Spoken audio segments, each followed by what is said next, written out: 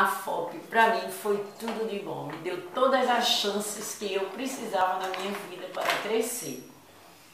Fiz meu curso de odontologia e depois continuei sempre estudando. Nunca parei de estudar, nunca parei de fazer congresso, de fazer cursos. Então, tudo que eu tenho, tudo que eu sou, eu devo à FOP. Tenho 37 anos de formada, vou fazer 38 este ano de formada.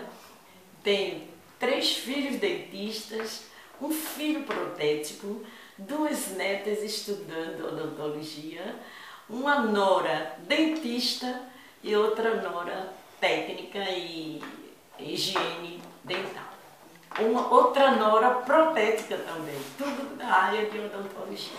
Então, os meus filhos cresceram vendo o meu sucesso que eu tive como profissional e por isso seguiram a carreira.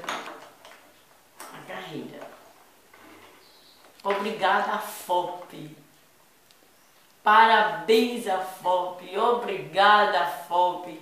Obrigada aos professores todos aí, que eu não disse os nomes, mas que quando a gente se encontra aí ainda é a maior festa. Parece que eu ainda sou estudante da FOP.